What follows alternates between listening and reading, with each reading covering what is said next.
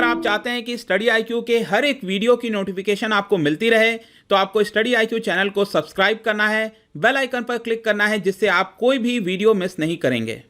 नमस्कार दोस्तों, एक इंपॉर्टेंट न्यूज़ सामने आ रही है कि जो NHAI है हमारे देश के अंदर, that is national highway authority of India, इन्होंने डिसाइड किया है कि अगले 5 सालों में 23 न्यू एक्सप्रेसवेज और जो आपके इकोनॉमिक कॉरिडोर्स होते हैं वो यहाँ पर बनाए जाएंगे। तो एग्जैक्टली ये क्यों किया जा रहा है, इसका इंपॉर्टेंस क्या है, इन सभी चीज़ों के बारे में जानेंगे। चलिए आगे बढ़ते हैं। मैं हूं अंकित अग्रवाल और अपडेट के लिए आप मुझे फॉलो कर सकते हैं इंस्टाग्राम, फेसबुक और ट्विटर पर। मेरे लेक्चर की हर PDF आपको फेसबुक पर तो मिलेगी ही, प्लस साथ में आप मेरा टेलीग्राम चैनल ज्वाइन कर सकते हैं by searching Ankit Agarwal official. और अगर आप UPSC की तैयारी कर रहे हैं तो आपके लिए सुनहरा मौका है। स्टडी आईक्यू लाया आपके लिए स्मार्ट कोर्सेज, जिसके थ्रू आप अपनी प्रिपरेशन और भी ज़्यादा अच्छे तरीके से कर सकते हैं। तो जैसा कि आप यहाँ पर न्यूज़ में देख सकते हो, 23 new expressways and highways coming up in next 5 years. तो आपको पता है कि जो हमारे देश के अंदर हाईवे बिल्ड करने की पूरी जिम्मेदारी है, उसकी जो नोडल एजेंसी है वो कौन है, वो है आपका national highways authority of India. तो रिसेंटली उन्होंने एक स्टेटस रिपोर्ट जारी किया है ऑन हाईवेज वर्क, ठीक है। और यहां पर बताया जा रहा है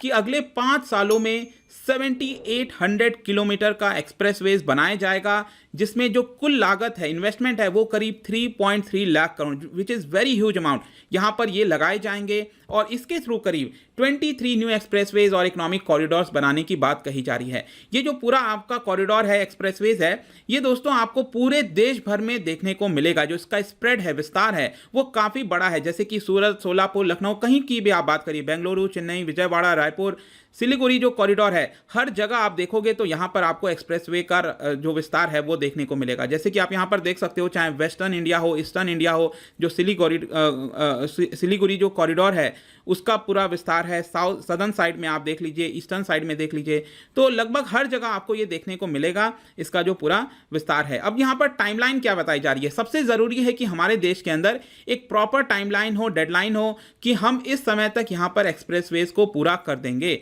तो 2023 तक बताया जा रहा है कि 4 न्यू एक्सप्रेसवेज बनाए जाएंगे, 2024 तक 10 बनाए जाएंगे और 2025 तक 9 और बनाए जाएंगे। और टोटल मिलाकर ऐसे यहाँ पर 23 इस तरह के एक्सप्रेसवेज और इकोनॉमिक कॉरिडोर्स बनाने की बात कही जा रही है। और काफ़ी सारे जो प्रोजेक्ट हैं उसकी जो बिडिंग है उसको इनवाइट किया जाएगा, अगले साल ही ये सारी चीज़ें स्टार्ट हो जाएंगी। इनफैक्ट मैं आपको बताऊं, जो 4 न्यू एक्सप्रेसवेज हैं जो कि 2023 तक कंप्लीट किए जाएंगे, उसका आप नाम देख सकते हो, दिल्ली मुंबई, जो कि सारे 23 में से सबसे जो बड़ा आपका कॉरिडोर है ये होने वाला है Delhi Mumbai corridor. That is 1350 kilometre का ये होगा और 2023 तक ये कंप्लीट हो जाएगा। अहमदाबाद टू ढोलावीरा है ये 2023 तक, अंबाला टू कोटपुतली है आपका मार्च 2023 तक, और अमृतसर जामनगर है, अगेन ये भी मार्च 2023 तक कंप्लीट करने की बात कही जा रही है। और बाकी भी आप नाम चाहो तो यहाँ पर देख सकते हो, मतलब मैक्सिमम 2025 तक सभी को कंप्लीट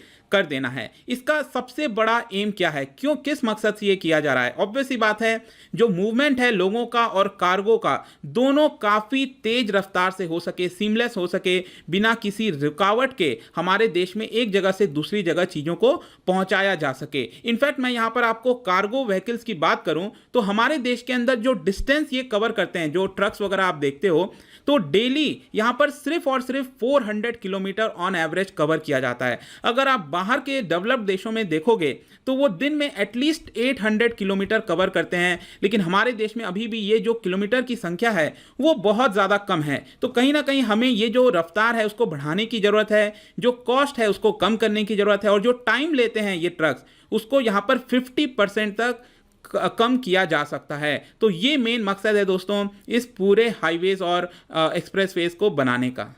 अब ये जो पूरा कंस्ट्रक्शन होगा दोस्तों, ये इतना ज़्यादा इंपॉर्टेंट क्यों है, क्योंकि आप इसकी महत्वता को समझिए।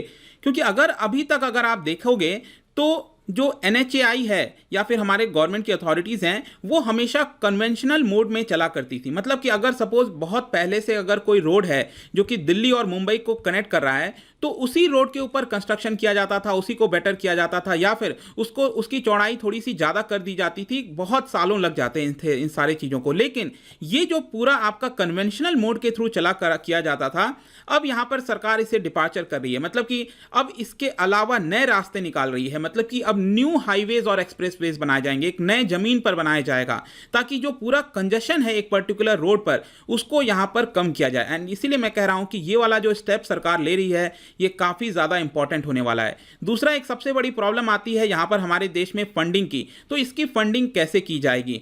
तो अगर आप अभी तक आप देखोगे तो ज़्यादातर जो प्रोजेक्ट्स हैं हमारे देश में अब पीपीपी मोड के थ्रू चलने लगे हैं। अब इसके लिए क्या होता है, सरकार एक एसपीवी बनाती है, that is special purpose vehicle. Special purpose vehicle क्या होता है? बेसिकली एक तरह का अरेंजमेंट होता है जहां पर सरकार, सेंट्रल गवर्नमेंट, राज्य सरकार और जो कंपनीज यहां पर उसको बनाना चाहती हैं सभी आकर एक तरह से पार्टनरशिप करते हैं और उस प्रोजेक्ट को कंप्लीट करते हैं। इसी को कहा जाता है स्पेशल पर्पस व्हीकल।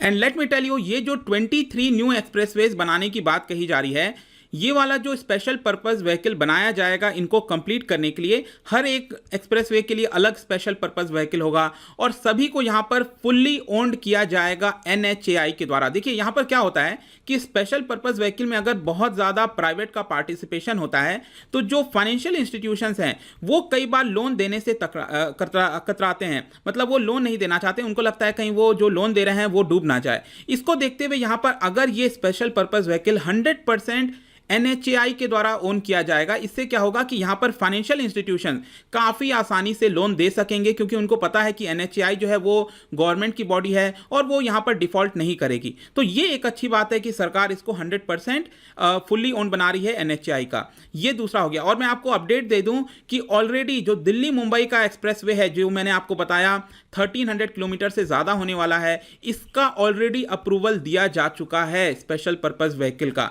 और यहां पर आप देख सकते हो, मैं आपको इसके बारे में बताऊं कि जो दिल्ली मुंबई का एक्सप्रेसवे है वो एक नया एक्सप्रेसवे बनने वाला है, बहुत ही बेहतरीन 8 लेन कॉन्फ़िगरेशन का बनने वाला। 8 लेन काफी ज्यादा होता है, 4 लेन इस साइड और 4 लेन दिस साइड, तो इस तरह से 8 लेन बनाए जाएंगे और आगे आने वाले फ्यूचर के लिए इसको 12 लेन्स तक एक्सपेंड भी किया जा सकता है। और यहां पर जो रफ्तार है गाड़ी की वो करीब 120 किलोमीटर पर आवर के हिसाब से भी चल सकती है। अगर आप इसको जस्ट कंपेयर करिए, हमारे देश में जो यमुना एक्सप्रेसवे है दिल्ली से आगरा वाला, वहां पर 100 किलोमीटर पर आवर का स्पीड जो है वो अलाउड है, ऑल्दो लोग मानते नहीं है लेकिन इतना अलाउड है आपका। फिर आप देख सकते हो कि इसके अंदर बहुत सारी एमेनिटीज भी दी जाएंगी रोड के चारों तरफ। हर 50 किलोमीटर पे आपको कुछ ना कुछ एमेनिटीज देखने को मिलेगा। और ये वाला जो एक्सप्रेसवे आपका 2023 तक एक बार कंप्लीट हो गया तो लेट मी टेल यू, जो पूरा टाइम लगता था दिल्ली से मुंबई जाने के लिए उसमें 12 घंटे की गिरावट हो सकती है। आप देख सकते हो 12 आवर्स यहां पर रिड्यूस कर किए जाएंगे इस नए एक्सप्रेसवे बनाने की वजह से, जो कि अगेन आप सोच सकते हो कि जो फ्यूल की बचत है वो होगा, आपका जो टाइम है वो भी बचेगा, तो बहुत सारे फायदे होने वाले हैं इसकी वजह से।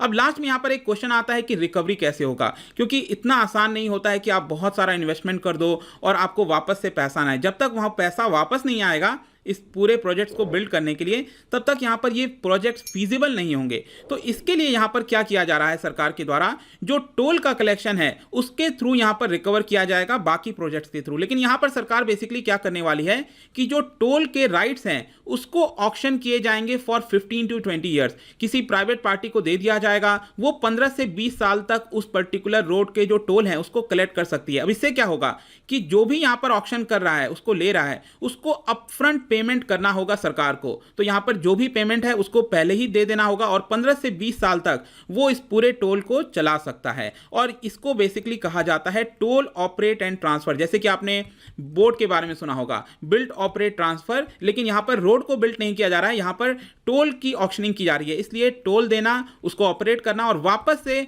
सरकार को ट्रांसफर कर देना, इसी को टीओटी कहते हैं।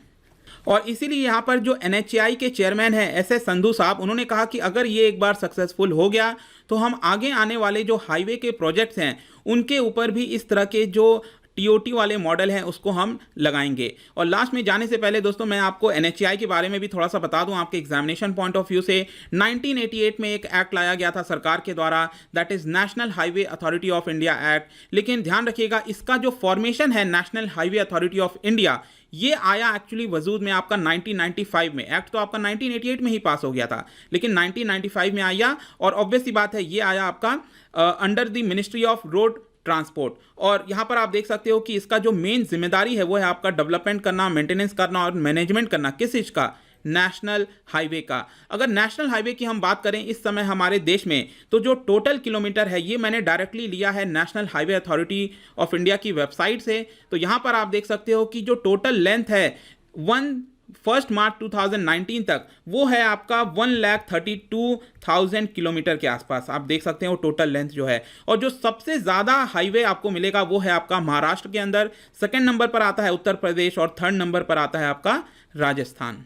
तो यहाँ पर दोस्तों फाइनली हम कह सकते हैं कि जो सरकार स्टेप ले रही है बहुत ही अच्छा कदम है, लेकिन इंश्योर करना चाहिए कि ये जो डेडलाइन दिया गया है इसको यहाँ पर मीट किया जा सके। क्योंकि मैं आपको बता दूं, आप पिछले कई सालों से अगर आप देखोगे तो ऑक्शनिंग तो काफ़ी ज़्यादा की गई है हाईवे प्रोजेक्ट्स की, लेकिन जो कंप्लीशन है वो आपका बहुत तेज़ी से नहीं हुआ है। आप देख सकते हो कि ऑल्दो ये कंप्लीशन में रफ्तार बढ़ी है, लेकिन जितना ऑक्शनिंग की गई है कंस्ट्रक्शन के लिए, वो शायद जो अवार्ड दिया गया है वो उतना ज़्यादा कंप्लीट नहीं हुआ है, वो टारगेट मीट नहीं हो पाया है। तो हमें इसके ऊपर और ज़्यादा ध्यान देने की ज़रूरत है। नो डाउट कि ये जो पर्टिकुलर प्रोजेक्ट है इसकी वजह से हमारे देश में बहुत सारी नौकरियां आएंगी, काफ़ी सारा डेवलपमेंट हम आगे आने वाले समय में देख सकते हैं। तो आई होप कि ये जो पूरा वीडियो था आपको काफ़ी सारी जानकारी मिली होगी। अगर आप मुझसे इकोनॉमी पढ़ना चाहते हैं, कोई भी कोर्स परचेज करना चाहते हैं, आप स्टडी IQ ऐप पर जा सकते हैं। किसी भी इंक्वायरी के लिए आप मुझसे डायरेक्टली इंस्टाग्राम पर जुड़िए, यहाँ पर मैं डेली एक MCQ डालता हूँ, आप स्टोरीज में जाकर प्ले कर सकते हो। मिलता हूँ आपसे next time. Till then, thank you very much, see you soon.